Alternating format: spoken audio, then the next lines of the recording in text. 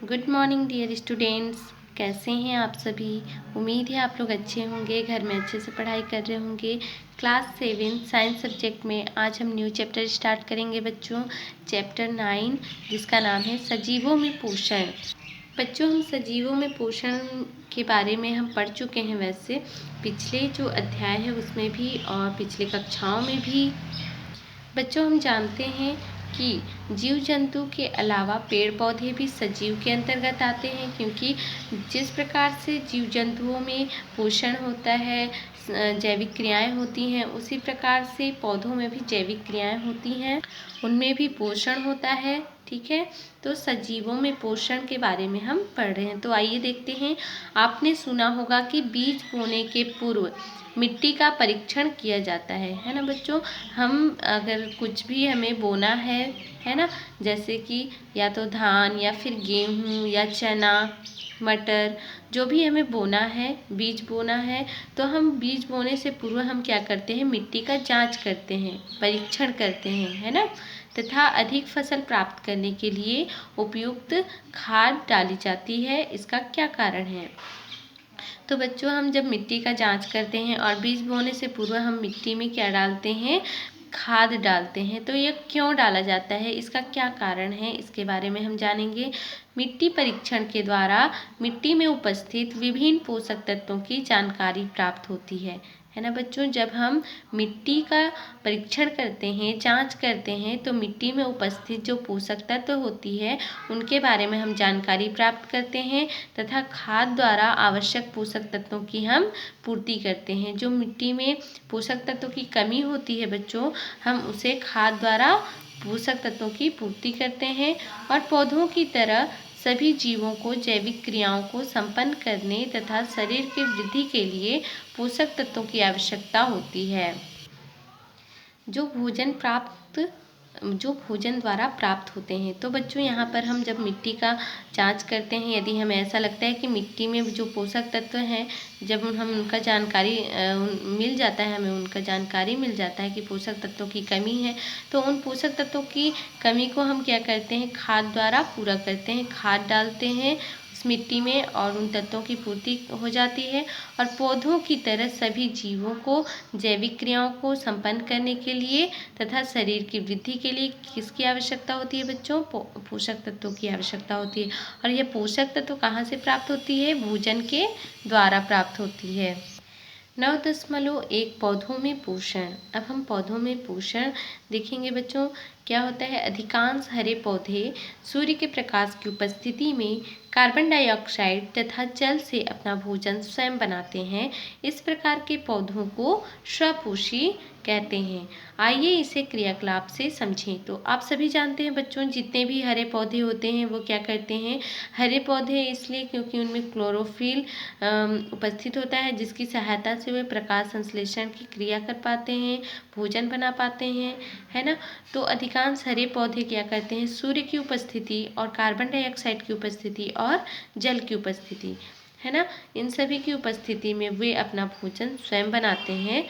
और इस प्रकार जो अपना भोजन स्वयं बनाते हैं उन्हें क्या कहते हैं, स्वपोषी कहते हैं। ठीक है बच्चों, इसे हम क्रियाकलाप द्वारा समझेंगे। क्रियाकलाप 1, आवश्यक सामग्री में हम लेंगे बीकर, परखनली, कीप, काला कपड़ा, हाइड्रिला का पौधा, जल।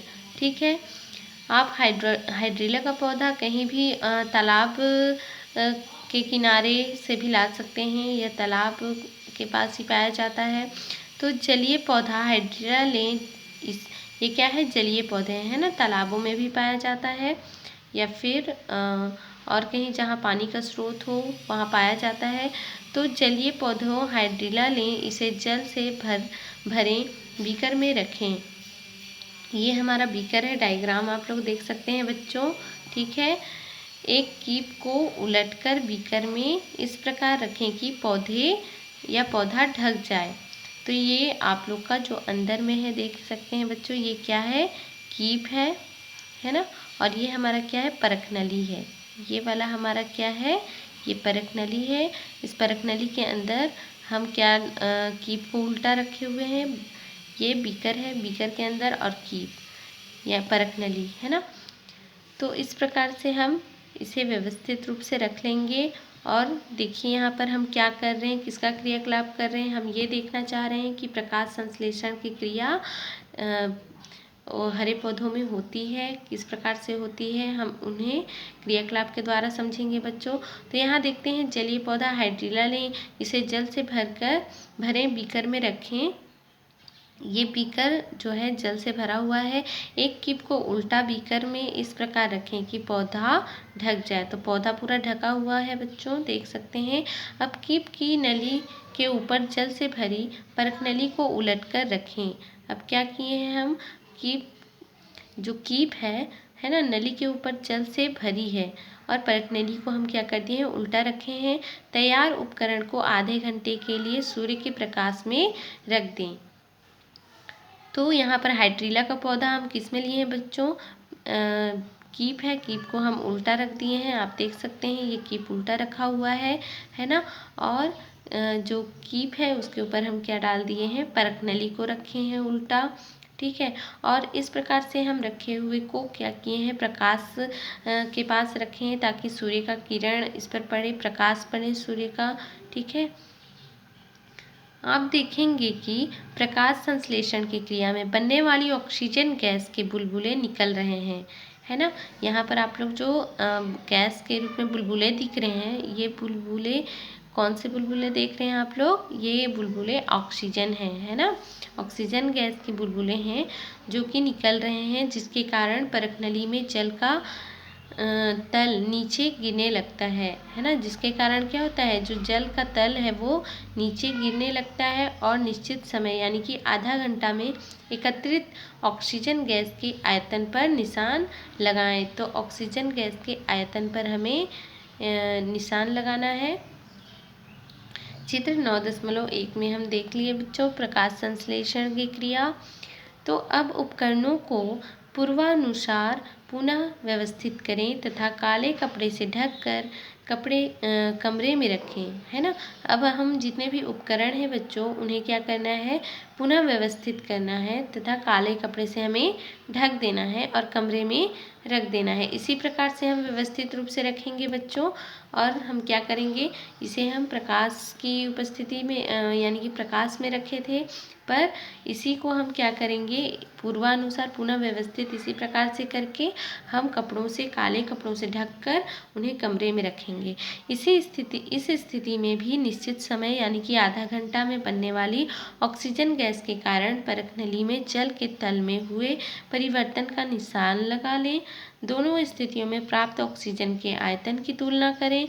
आप देखेंगे कि अंधकार में प्रकाश संश्लेषण की क्रिया नहीं होती है ना।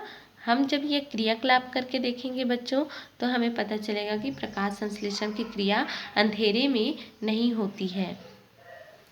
कुछ पौधों में क्लोरोफिल पर्णहरित नहीं पाया जाता है ना। क्लोरोफिल यानी कि पर्णहरित, कुछ पौधों में पर्णहरित नहीं पाया जाता है। वे अपना भोजन कैसे बनाते होंगे, है ना बच्चों। क्या होता है, कोई पौधे तो ग्रीन है, हरे रंग के दिखते हैं, मतलब समझ जाना कि इनमें क्लोरोफिल पाया जा रहा है। पर कुछ पौधों में क्लोरोफिल नहीं पाया जाता है, तो वे अपना भोजन स्वयं कैसे बनाते होंगे। तो ऐसे सजीव जो भोजन के लिए अन्य जीवों पर निर्भर रहते हैं, उन्हें क्या कहते हैं, परपोषी कहते हैं, है ना। जैसे कि यहाँ पर देखेंगे हम अमरबेल। तो बच्चों आप सभी अमरबेल का नाम सुने ही हैं। एक ऐसा पौधा है जो किसी अन्य पौधे यानी कि पोषक पर लिपटा रहता है ना, अन्य पौधों पर लिपटा रहता है अपने पोषक के लिए। तो चित्र 9.2 इससे विशेष प्रकार की संरचनाएं यानी कि चूसकांग निकलकर पोषक पौधों से भोजन प्राप्त करते हैं। अतः अमरबेल एक पूर्ण परजीवी पौधा है। तो यहाँ पर आप लोग देख सकते हैं बच्चों, चित्र 9.2 में अमर बेल पूर्ण परजीवी, किस प्रकार से पूर्ण परजीवी है यह पौधा। ये दूसरे पौधों पर लिपटा हुआ है और इनमें एक चूसकांग पाए जाते हैं, यानी कि चूसक अंग पाए जाते हैं, है ना। और पोषक ये पौधा है और यह अमरवेल का पौधा है। ये क्या करते हैं, चूसकांग के द्वारा अपना भोजन इस पौधों से, अपना जो पोषण करते हैं इस पौधों से चूस के, ठीक है। इनमें जितने भी पौधे हैं, जितने भी अंग हैं, इनमें चूसक अंग पाए जाते हैं और चूसक अंग के द्वारा ये अपना पोषण करते हैं। कई हरे परजीवी पौधे जैसे कि भांगरा, है ना, जिसे कि मिसलटो भी बोला जाता है, बंडा, लोरंथस, अपना भोजन स्वयं बनाते हैं। ये क्या करते हैं, ये पौधे अपना भोजन स्वयं बनाते हैं, किंतु पानी एवं अन्य खनिज लवण के लिए पोषक पौधों पर निर्भर करते हैं, है ना। सिर्फ ये किसके लिए दूसरे पौधों पर निर्भर करते हैं, पानी और खनिज लवण के लिए, है ना। इन्हें आंशिक परजीवी कहते हैं, ठीक है। इन्हें पूर्ण परजीवी नहीं कहा जाता। जो बंडा है या लोरंथस है या फिर मिसलटो है, तो ये पौधों को आंशिक परजीवी कहा जाता है, क्योंकि ये सिर्फ अपना भोजन तो बनाते हैं पर पानी और खनिज लवण के लिए दूसरे पौधों पर निर्भर होते हैं, है ना। इसलिए इन्हें आंशिक परजीवी कहा जाता है।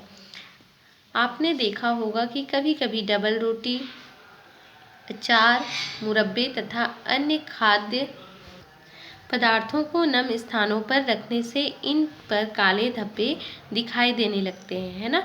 हम देखते हैं बच्चों, डबल रोटी, अचार, मुरब्बे, इन सभी में काले काले धब्बे दिखाई देते हैं जब हम इन्हें नम स्थानों पर रखते हैं। तो इन्हें क्या कहते हैं बच्चों, इन्हें फफूंद कहते हैं, ठीक है। कुछ समय पश्चात खाद्य पदार्थ सड़ने लगते हैं। कुछ समय बाद क्या होते हैं, वो खाद्य पदार्थ सड़ने लगते हैं। सड़ने की यह क्रिया सूक्ष्म जीवों के कारण होती है। यह सूक्ष्म जीव तथा फफूंद अपना भोजन सड़े गले तथा मृत पदार्थों से प्राप्त करते हैं, अतः इन्हें क्या कहते हैं, मृतोपजीवी कहते हैं। जैसे कि मशरूम, या फिर मशरूम को क्या कहा जाता है, कुकुरमुत्ता भी कहा जाता है। चित्र 9.3 आदि, इन पौधों में क्लोरोफिल नहीं पाया जाता है। तो हम 9.3 में देखते हैं बच्चों, यही क्या है, कुकुरमुत्ता का पौधा है, यानी कि मशरूम है, और ये अपना भोजन स्वयं नहीं बनाते हैं बच्चों, क्योंकि इनमें क्लोरोफिल नहीं पाया जाता है, क्लोरोफिल का अभाव होता है, नहीं पाया जाता है। ये क्या करते हैं, मृत सड़े गले पदार्थों से, ये मृतोपजीवी हैं, जो मृत सड़े गले पदार्थ होते हैं उनसे अपना भोजन प्राप्त करते हैं, और इन्हें क्या कहते हैं, मृतोपजीवी कहते हैं, है ना। तो इन पौधों में क्लोरोफिल नहीं पाया जाता है। कुछ हरे पौधे अपना भोजन स्वयं तैयार करते हैं, किंतु भोजन का कुछ भाग कीटों से भी प्राप्त करते हैं, है ना। ये जो कुछ पौधे हैं, हरे पौधे, वो क्या करते हैं, स्वयं अपना भोजन तैयार करते हैं, किंतु भोजन का कुछ भाग क्या करते हैं, कीटों से भी प्राप्त करते हैं। तो कीटों को पकड़ने के लिए इन पौधों की पत्तियां विशेष आकृति की हो जाती है ना। कीटों को पकड़ने के लिए इन पौधों की जो पत्तियां होती हैं बच्चों, वो विशेष आकृति की हो जाती है। इन्हें कीटभक्षी पौधे कहते हैं। उदाहरण कलश पादप, यहाँ पर जो डायग्राम देख रहे हैं बच्चों, ये कलश पादप का है, और इन पौधों को कीटभक्षी पौधे कहते हैं। ये तो अपना भोजन स्वयं बनाते हैं, पर कुछ भोजन का जो कुछ भाग है ये कीटों से भी पूर्ण करते हैं, प्राप्त करते हैं। तो यहाँ पर देखिए चित्र 9.4, ब्लेडर वर्ट, ड्रासेरा आदि, है ना, ये भी जो पौधे का नाम है।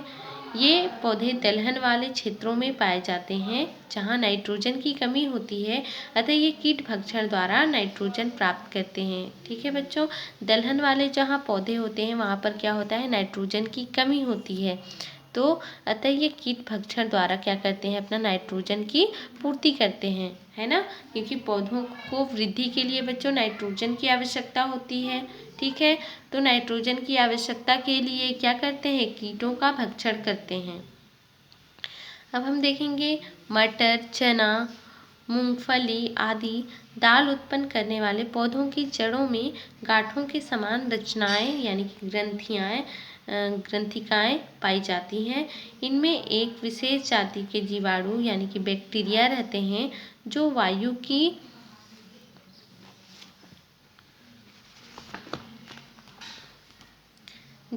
की नाइट्रोजन को नाइट्रोजन के यौगिकों में बदल देते हैं, है ना। जो वायु की नाइट्रोजन होते हैं बच्चों, उन्हें किस में बदल देते हैं? नाइट्रोजन के यौगिकों में बदल देते हैं। ये नाइट्रोजन के यौगिक पौधों के लिए बहुत लाभदायक होते हैं। पौधे द्वारा बनाया गया भोजन जीवाणु द्वारा भी ग्रहण किया जाता है। इस प्रकार जीवाणु अपना पौधा एक दूसरे के सहयोग से जीवन यापन करते हैं, है ना। अतः इन्हें सहजीवी कहते हैं। तो बच्चों, यदि पूछा जाए आपसे कि आप बता सकते हैं स्वपोषी किसे कहते हैं, परपोषी किसे कहते हैं और सहजीवी किसे कहते हैं, है ना। तो सहजीवी किसे कहते हैं? जो अपना भोजन के लिए एक दूसरे पर निर्भर होते हैं, है ना। यहाँ पर क्या होता है, पौधे द्वारा जो बनाया गया भोजन है उसे जीवाणु द्वारा भी ग्रहण किया जाता है और इस प्रकार जीवाणु और पौधा, है ना, एक दूसरे के सहयोग करते हैं जीवन यापन करने के लिए। किस प्रकार से? तो हम यहाँ देखते हैं जो जीवाणु होते हैं, बैक्टीरिया होते हैं, ये क्या करते हैं? वायु के नाइट्रोजन को यानी कि नाइट्रोजन के यौगिकों में बदल देते हैं, है ना। जीवाणु क्या करते हैं? वायु के नाइट्रोजन को नाइट्रोजन के यौगिकों में बदल देते हैं और नाइट्रोजन के यौगिक पौधे के लिए क्या होते हैं? पौधे के लिए लाभदायक होते हैं। तो पौधों को क्या मिल जाता है? नाइट्रोजन मिल जाता है और जो जीवाणु हैं उन्हें और जो पौधे द्वारा जो बनाया गया भोजन है बच्चों, उन्हें जीवाणु प्राप्त करते हैं अपने पोषण के लिए। तो इस प्रकार से जो पौधे हैं और जीवाणु हैं वो एक दूसरे के ऊपर डिपेंड रहते हैं, है ना। तो जीवाणु के द्वारा जो पौधे होते हैं उन्हें नाइट्रोजन प्राप्त होता है और जो जीवाणु हैं पौधों से अपना भोजन प्राप्त कर लेते हैं। इस प्रकार से एक दूसरे का सहयोग करते हैं जीवन यापन के लिए। तो इन्हें ही हम क्या कहते हैं? सहजीवी कहते हैं। चित्र 9.5 में आप लोग देख सकते हैं मटर के पौधे की जड़ों को, है ना। इनकी जड़ों में गांठें पाई जाती हैं बच्चों, जड़ ग्रंथियाँ, है ना। इनमें जो गांठें हैं इन्हीं में बैक्टीरिया पाई जाती हैं बच्चों और यही बैक्टीरिया क्या करते हैं? ये नाइट्रोजन को नाइट्रोजन यौगिकों में परिवर्तित करके पौधों को नाइट्रोजन प्राप्त हो जाता है इससे और जो जीवाणु होते हैं इन्हें पोषक तत्व पौधों के द्वारा प्राप्त हो जाता है, क्योंकि पौधे क्या करते हैं? प्रकाश संश्लेषण की क्रिया द्वारा जो भोजन बनाते हैं उन्हें ये जीवाणु प्राप्त कर लेते हैं। इस प्रकार से दोनों एक दूसरे का सहयोग करते हैं, इसी कारण इन्हें सहजीवी कहते हैं। अब हम देखते हैं बच्चों 9.2 में सजीवों में पोषण, जंतुओं में पोषण। जंतु परपोषी होते हैं। आप सभी को पता है कि जंतु परपोषी होते हैं क्योंकि वे अपना भोजन के लिए पौधों द्वारा बनाए गए भोजन पर निर्भर रहते हैं, है ना। विभिन्न जंतु भोजन प्राप्त करने के लिए अलग अलग विधियों का उपयोग करते हैं, है ना। विभिन्न जंतु क्या करते हैं? भोजन प्राप्त करने के लिए अलग अलग विधियों का उपयोग करते हैं। जैसे कि देखिए यहाँ पर अमीबा कुटपाद नामक रचना के द्वारा, चित्र 9.6 क नंबर में देखेंगे, 9.6 का क नंबर, है ना। तो ये क्या है? अमीबा है। अमीबा का ये डायग्राम आप लोग देख सकते हैं। ये क्या है? उसका मान लो ये भोजन है, ठीक है। और ये जो इस प्रकार की संरचनाएं दिखाई दे रही हैं ये इन्हीं का कुटपाद है। इसी अमीबा क्या करते हैं? अपने कुटपादों के द्वारा पानी में तैर सकते हैं, चल फिर सकते हैं, है ना। और कुटपाद के द्वारा ही अपना भोजन प्राप्त करते हैं। तो ये किस प्रकार से अपना भोजन को प्राप्त कर लेते हैं? आप लोग देख रहे हैं यहाँ ये फर्स्ट स्थिति है। ये अपना भोजन को किस प्रकार से प्राप्त करने के लिए अपना कुटपाद की संरचना को चेंज कर लेते हैं। फिर देखिए, फिर इस प्रकार से ये अपनी संरचनाओं को, कुटपादों को बंद करके अपना भोजन को ये ग्रहण कर लेते हैं। तो विशेष प्रकार की आप लोग देखें विधि को अपनाते हैं ये अपने भोजन प्राप्त करने के लिए। हाइड्रा स्पर्शकों के द्वारा, चित्र 9.6 का ख नंबर हम देखेंगे, भोजन ग्रहण करता है किस प्रकार से ये भोजन ग्रहण करते हैं। ये हाइड्रीला का पौधा है बच्चों, ठीक है। तो स्पर्शकों यानी कि इसको हाइड्रा जो है पौधा है, ये स्पर्शकों के द्वारा भोजन ग्रहण करते हैं। मेंढक अपनी जीभ के द्वारा और भोजन पकड़ता है। तो यहाँ पर देखिए जीभ के द्वारा किस प्रकार से भोजन पकड़ रहा है। और तितली एवं मधुमक्खी जैसे कीट विशेष नलिका द्वारा चूसकर भोजन प्राप्त करते हैं। तो आप लोग देखते हैं ये फूलों से मधुमक्खी हैं, तितली हैं, किस प्रकार से ये अपने चूसक, इनमें एक नलिका होता है, चूसक अंग होता है, जिसके द्वारा से ये भोजन प्राप्त करते हैं।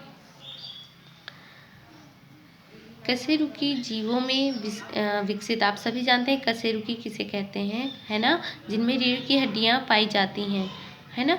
तो जिनमें रीढ़ की हड्डियां पाई जाती हैं उन्हें कशेरुकी कहते हैं, और जिनमें रीढ़ की हड्डियां नहीं पाई जाती हैं उन्हें अकशेरुकी कहा जाता है। तो ये कशेरुकी के बारे में हम पढ़ रहे हैं। कशेरुकी जीवों में विकसित जबड़े तथा दांत होते हैं, है ना। जो भी कशेरुकी जीव होते हैं उनमें विकसित क्या होते हैं, जबड़े और दांत, जिनकी सहायता से वे भोजन को छोटे छोटे टुकड़ों में काट तथा पीस सकते हैं। 9.2.1 मनुष्यों में भोजन का पाचन। भोजन के साथ हम जो पोषक पदार्थ लेते हैं उनमें से अधिकांश का उपयोग शरीर में सीधे नहीं जाता, है ना। जो भी बच्चों हम भोजन के साथ जो भी पोषक पदार्थ लेते हैं वे क्या होते हैं, उनमें से अधिकांश का उपयोग शरीर में सीधे नहीं हो सकता। यह जरूरी होता है कि उन्हें ऐसे पदार्थों में बदल दिया जाए जिनका उपयोग शरीर कर सके। इस क्रिया को क्या कहते हैं, पाचन कहते हैं। तो हम देखते हैं बच्चों, कार्बोहाइड्रेट यानी कि भोजन का पाचन शरीर के भीतरी अंगों, है ना। चित्र 9.7 में हम देख रहे हैं जो भोजन का पाचन होता है शरीर के भीतरी अंगों के द्वारा होता है, भीतरी अंगों में होता है। इसलिए आप इस क्रिया को देख नहीं सकते, है ना। भोजन का पाचन किस प्रकार से होता है हम नहीं देख पाते हैं बच्चों, क्योंकि ये हमारे शरीर के भीतर अंगों में होता है। कार्बोहाइड्रेट युक्त भोजन में उपस्थित मंड का पाचन मुंह में ही शुरू हो जाता है ना। कार्बोहाइड्रेट का जो पाचन होता है बच्चों, जब हम भोजन को चबा ही रहे होते हैं तो मुंह में होने वाली इस क्रिया को हम महसूस कर सकते हैं, है ना। जो कार्बोहाइड्रेट युक्त भोजन होता है बच्चों, उसका जो मंड का पाचन होता है वो मुंह से ही शुरू हो जाता है ना। जब हम मुंह से चबाने लगते हैं तो एक लार ग्रंथि के द्वारा क्या होता है, मुंह में होने वाली इस क्रिया को हम महसूस कर सकते हैं। आइए इसे क्रियाकलाप द्वारा समझें। बच्चों हम एक बार देखते हैं जो हमारे शरीर के भीतरी भाग में किस प्रकार से पाचन की क्रिया कहाँ कहाँ कैसे। तो हम देखते हैं लार ग्रंथि, है ना, हमारे मुंह में पाया जाता है। यहीं से भोजन का पाचन शुरू हो जाता है। ग्रसनी के द्वारा ग्रासनली में जाता है, यकृत, फिर अमाशय, छोटी आंत, बड़ी आंत, मलाशय और मलद्वार, ये सभी पाचन के अंग हैं बच्चों। तो मनुष्य का ये पाचन तंत्र है बच्चों, और पाचन तंत्र के ये सारे क्या हैं, अंग हैं। क्रियाकलाप 2 में हम आवश्यक सामग्री लेंगे, पोहा या फिर रोटी, 2 परखनलियाँ, आयोडीन विलयन, ड्रॉपर, गेहूं का आटा, बीकर, पानी। ठीक है, अब हम क्या करेंगे, कच्चा पोहा, चिवड़ा या रोटी का टुकड़ा मुंह में रखकर धीरे धीरे चबाएंगे। क्या कुछ समय बाद उसका स्वाद बदलता है? तो यदि हाँ तो स्वाद कैसा लगा? पहले तो पदार्थ मीठा नहीं लग रहा था, फिर बाद में उसका स्वाद बदलने का क्या कारण हो सकता है? तो मीठे स्वाद वाला ऐसा पदार्थ कौन सा है जिसे आप लगभग प्रतिदिन खाते हैं? इस क्रिया को हम एक अन्य मज़ेदार क्रियाकलाप के द्वारा भी देख सकते हैं। तो बच्चों क्या होता है, जब हम चिवड़ा या फिर जो रोटी है उसे हम जब चबाते हैं मुंह से तो वो पहले मीठा नहीं लगता है ना, पर धीरे धीरे चबाने के बाद वह पदार्थ, खाद्य पदार्थ जो होता है, जो भी हम खाते हैं वो मीठा लगने लगता है। तो यह किस कारण से होता है? ठीक है, तो आधा चम्मच आटा 1/4 बीकर पानी में घोलिए। एक परख नली या छोटी शीशी में इस घोल की 10 से 12 बूंदें लें। लेकर उसमें क्या डालना है, आयोडीन, है ना। आयोडीन की घोल की 2 बूंदें डालकर यह जांच कर लें कि वह नीला या काला रंग देता है या नहीं देता, है ना। 2 साफ परखनलियाँ पर कागज के चौकोर टुकड़े चिपकाएं और एक पर क और दूसरे पर ख लिखें। प्रत्येक परखनली में आटे की घोल की 25 से 25 बूंदें डालें। क परखनली होठों से लगाकर उसमें थोड़ी सी लार, ठीक है, थूक डालें। परखनली में लगभग उतनी लार गिरनी चाहिए जितना आटे का घोल उसमें है ना। लार डालकर क परखनली को अच्छी तरह हिलाएं। ख परखनली में लार नहीं डालना है। दोनों परखनली को आधे घंटे तक रखा रहने दीजिए। इसके बाद दोनों परखनली यानी कि दोनों परखनलियों को हमें कितने घंटे तक रखना है बच्चों, आधे घंटे तक रखना है, ठीक है। और इसके बाद दोनों परखनली में आयोडीन की 2-2 बूंदें डालना है। सारणी 9.1 को अपनी कॉपी में बनाकर उसमें अपने परीक्षण के परिणाम लिखें। यदि आयोडीन के साथ नीला या काला रंग आता है तो उस पदार्थ में मंड उपस्थित होता है ना। यदि हम देखेंगे बच्चों कि आयोडीन के साथ यदि नीला या फिर काला रंग आएगा तो उस पदार्थ में क्या उपस्थित है, मंड उपस्थित होता है। तो हम देखते हैं क और ख में परखनली में लार है या नहीं। तो यहाँ पर हम क और ख को देखेंगे बच्चों कि हम क में क्या डाले थे। यहाँ पर देखेंगे बच्चों क परखनली में हम थोड़ा सा क्या डाले हैं, लार डाले हुए हैं यानी कि थूक डाले हुए हैं, ठीक है। और ख में हम कुछ भी नहीं डाले हैं। तो क नंबर में हम देखते हैं बच्चों आयोडीन के साथ काला या फिर नीला रंग आता है ना।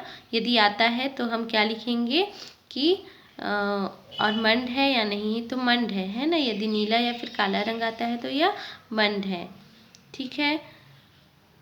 तो यह परीक्षण से हमें पता चलता है बच्चों कि पदार्थ में क्या है, मंड उपस्थित है। और यदि वह काला या नीला रंग नहीं देता है तो अनुपस्थित होता है यानी कि नहीं है। इस प्रकार से हम लिख लेंगे। अब हम देखते हैं भोजन मुख गुहा से ग्रसनी द्वारा ग्रासनली से होता हुआ अमाशय में पहुंचता है ना। मुख से होते हुए मुख गुहा से ग्रसनी द्वारा ग्रासनली से होता हुआ कहाँ जाता है, अमाशय में पहुंच जाता है। अमाशय और आंत तथा पाचक ग्रंथियों से निकलने वाले पाचक रस भोजन में मिल जाते हैं और मंड के शेष भाग तथा अन्य कार्बोहाइड्रेट, प्रोटीन और वसा का पाचन करने में सहायता करते हैं। इस प्रकार भोजन के जटिल यौगिकों को सरल अणुओं में बदल दिया जाता है। इस सरल अणुओं का अवशोषण छोटी आंत द्वारा होता है और ये रक्त के द्वारा कोशिकाओं में पहुंच जाते हैं। इसे क्या कहते हैं बच्चों, स्वांगीकरण कहते हैं। इस प्रक्रिया में अपचित पदार्थ यानी कि जो अपशिष्ट पदार्थ होते हैं शरीर से बाहर निकाल दिए जाते हैं, है ना। तो हम यहाँ देखें बच्चों किस प्रकार से कार्बोहाइड्रेट, प्रोटीन और वसा का पाचन करने में सहायता करते हैं, कौन, मंड, है ना। तो हम देखते हैं जो पाचक रस होते हैं बच्चों, पाचक रस के द्वारा कार्बोहाइड्रेट, प्रोटीन, वसा का पाचन की सहायता होता है। तो बच्चों आप सभी समझ गए होंगे कि मंड के जो शेष भाग होते हैं अन्य कार्बोहाइड्रेट, प्रोटीन, वसा, इन सभी का पाचन करने में वो सहायता करते हैं। इस प्रकार भोजन के जटिल यौगिकों को किस में बदल दिया जाता है, सरल अणुओं में, है ना। इसी प्रकार सरल जो अणुओं का अवशोषण कहाँ होता है, छोटी आंत में होता है। आप सभी डायग्राम के द्वारा भी समझ, यहाँ आप लोग देखेंगे जो लार ग्रंथि के द्वारा स्टार्ट हो जाता है पाचन की क्रिया ग्रसनी के द्वारा ग्रासनली से होते हुए अमाशय में, और अमाशय से क्या होता है, छोटी आंत में जाता है जहाँ जितने भी जो भोज्य पदार्थ होता है उनका अवशोषण होता है ना। तो बच्चों हम देखें कि जो सरल अणुओं का अवशोषण छोटी आंत द्वारा होता है और ये रक्त के द्वारा क्या करते हैं, कोशिकाओं में पहुंच जाते हैं। जितने हमारी कोशिकाएं हैं उनमें ये रक्त के द्वारा पहुंच जाते हैं। इसे ही क्या कहा जाता है, स्वांगीकरण कहते हैं। इस प्रक्रिया में अपचित यानी कि जो नहीं पचता है, जो अपशिष्ट पदार्थ हैं, इन्हें शरीर से बाहर निकाल दिए जाते हैं। कोशिका में विभिन्न प्रकार के प्रोटीन पाए जाते हैं। इनमें से कुछ प्रोटीन कोशिकाओं में होने वाली रासायनिक क्रियाओं को उत्प्रेरित करते हैं, इन्हें एंजाइम कहते हैं। ठीक है बच्चों, यदि पूछा जाए आपसे एंजाइम किसे कहा जाता है तो आप सभी बता सकते हैं कि कोशिका में विभिन्न प्रकार के प्रोटीन पाए जाते हैं। इनमें से कुछ प्रोटीन कोशिकाओं में होने वाली जो रासायनिक क्रियाएँ होती हैं उन्हें क्या करते हैं, ये उत्प्रेरित करते हैं, और जो उत्प्रेरित करते हैं इन्हें ही हम क्या कहते हैं, एंजाइम कहते हैं। लार तथा पाचक रसों में अलग अलग एंजाइम पाए जाते हैं, है ना।